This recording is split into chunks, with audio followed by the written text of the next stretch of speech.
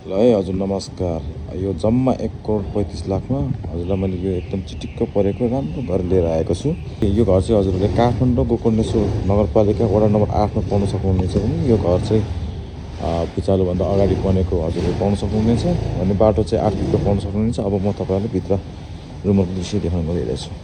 यहाँ चाहिँ हजुरले एउटा पार्किङ स्पेस पाउन सक्नुहुनेछ भने यतापट्टि हजुरहरूले एउटा सानो स्पेस पाउन सक्नुहुनेछ। त्यहाँ चाहिँ एउटा बोरिङ गरेको हजुरहरूले पाउन सक्नुहुनेछ भने यहाँबाट हजुरहरू यता रुमपट्टि छिर्दाखेरि एउटा स्पेस पाउन सक्नुहुनेछ।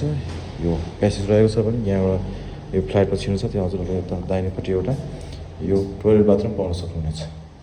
टोइलेट बाथरुम निकै नै सफा र राम्रो टाइलहरू लगाएको हजुरहरूले पाउन सक्नुहुनेछ भने यहाँ हजुरहरूले यतापट्टि यो दाहिनेपट्टि एउटा किचन रुम पाउन सक्नुहुनेछ।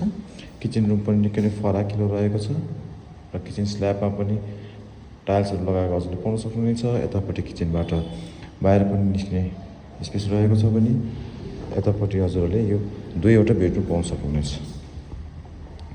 यो बेडरुम निकै नै फराकिलो रहेको छ भने यतापट्टि अर्को बेडरुम पनि अझै राम्रो र निकै नै फराकिलो यो पनि रहेको छ। झ्याल ढोकाहरू सबै काठको प्रयोग भएको छ भने पाउने 3 आनामा बनेको काठमाडौँ गोकर्णेश्वर नगरपालिका वडा नम्बर 8 मा रहेको पूर्वमुडा गरेको घर यहाँहरूले पाउन सक्नुहुनेछ।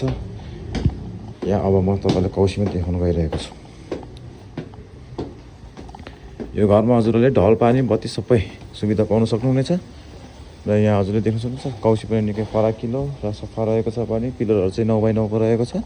यो घरको मूल्य चाहिँ 1,35,00,000 भनेर बताएको छ भने हजुरले लिन चाहनुहुन्छ भने 1,35,00,000 बाट केही मिलाएर दिने पनि कुरा रहेको छ।